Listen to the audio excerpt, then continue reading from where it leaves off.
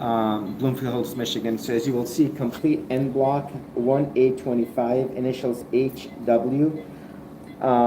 2008 silicone implant below the muscle, and as you will see on the right side, I removed this full thickness skin. It really helps with the contouring. There was some abnormal irregular tissue that I removed. It was right on top of and around the rib, so I removed that. And En Bloc, look at the shape of this. If I mark this out, you can see it's like flat, and it is a lot of inflamed tissue that I removed along with it.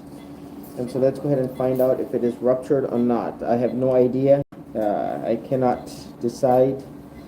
Again, looking at the way this is pointed, again, this could be contracted and still be intact. So we really do not know till the last second. So as I go in, lo and behold, it is ruptured. So, and look at how thin this capsule is. You can literally make out. I'm going to go ahead and take the ruler for the right side just to show. If I put this ruler here, you can see how transparent thin this capsule is. And again, to my surprise, this is ruptured on the right side.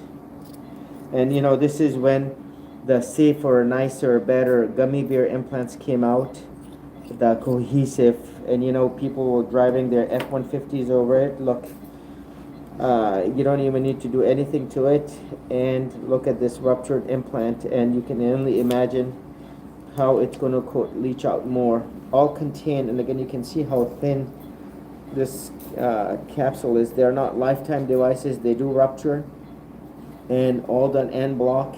This patient came from far away, and she got the surgery that she very much sought after.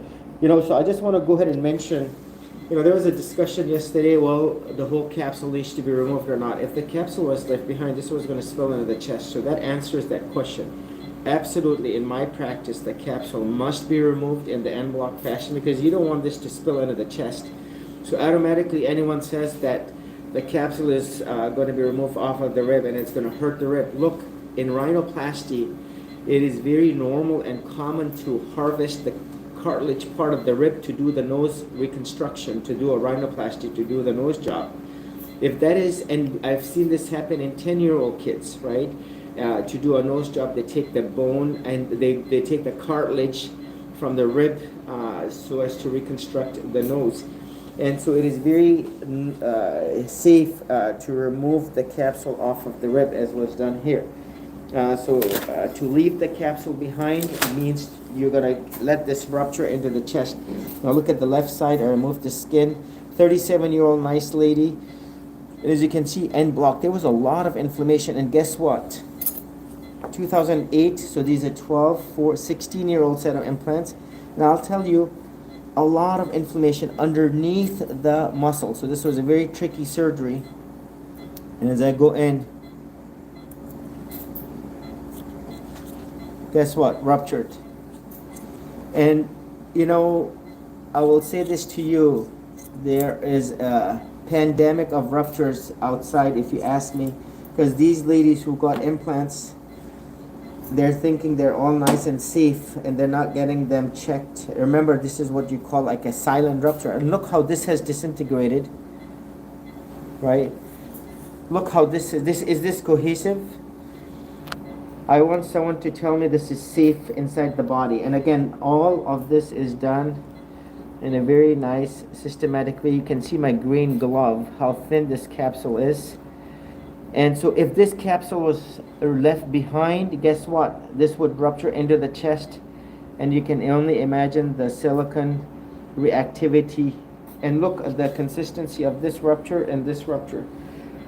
So cohesive implants, they become non-cohesive ultimately.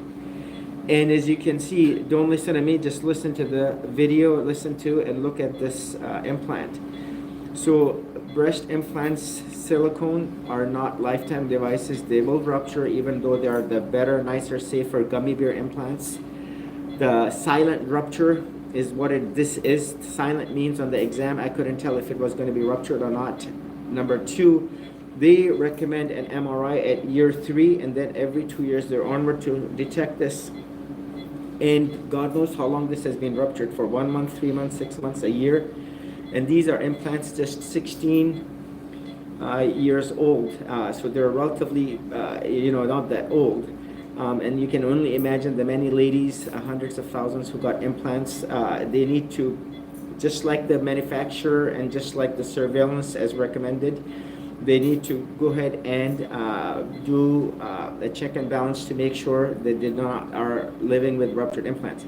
So in this case, the implants will be returned to the patient. Capsules will be sent to pathology.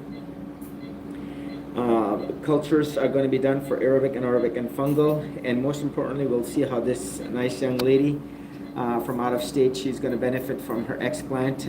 Like I said, En Bloc, the gold standard. I couldn't be happier.